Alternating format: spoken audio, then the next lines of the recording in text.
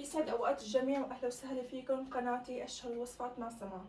وصفتنا لليوم هي السمون، بس هذا السمون رح يكون صحي، ما فيه اي نوع من انواع الزيوت. بنبلش بالمقادير.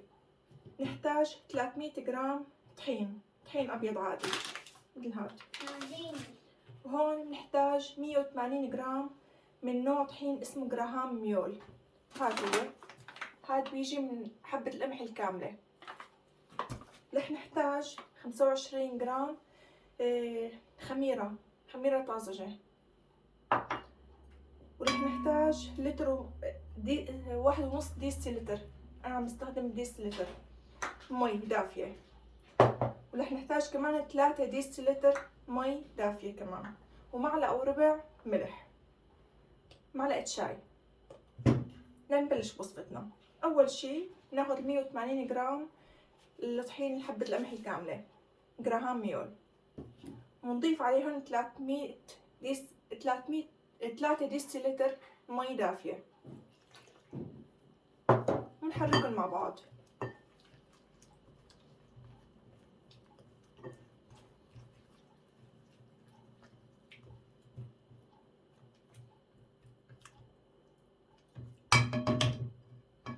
نتركهم على جنب شوي.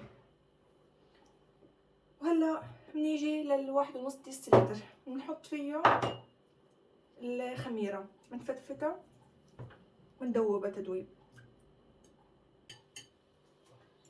هلا بنضيف الخميرة فوق الطحين تبعنا،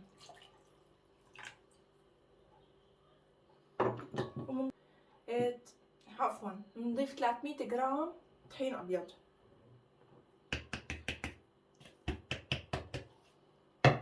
وهلا اخر شي بنضيف الملح.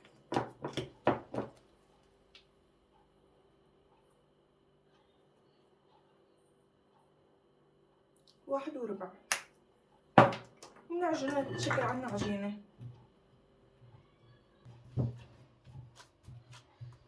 وهلا تشكلت معنا عجينة طرية، ونتركها لمدة 45 دقيقة لتتخمر ونغطيها. نشوفكم. هلا هون انا تركت العجينة تخمر حوالي ساعة. هلا شوف ما شاء الله قد ايه فتت.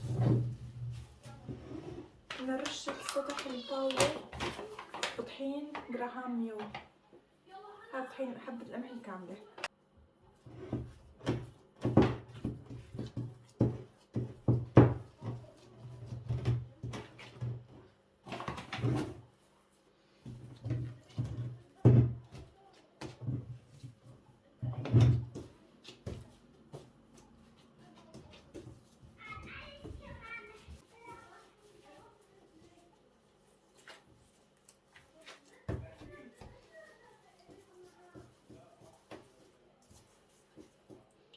بنشكلها بالحجم اللي بدنا اياه، انتو بتتحكموا بالحجم اللي بدكم اياه. انا هالحجم عندي مناسب. ولا تنسوا انه بالفرن هي رح تنتفخ كمان. انا هون شكلتهم طلعوا معي 7، انا بدي اياهم كبار للهمبرجر. وهلا هيك غطيتهم ورح خليهم حوالي من 30 ل 45 دقيقة يتخمروا معنا، وبعدين بندخلهم على الفرن. هلا بنفوت الصينية على الفرن، والفرن على درجة 250 وبالرف الوسط. واذا في عندكم مروحة بيكون كتير منيح بالفرن، اذا ما في بتشغلوه من فوق ومن تحت. ونشوف النتيجة بالنهاية. بتاخد معكم حوالي 12 دقيقة وانتو فيكم بتراقبوها. وهذا الشكل النهائي، وهاي من قلبها. عن جد شي بشهي.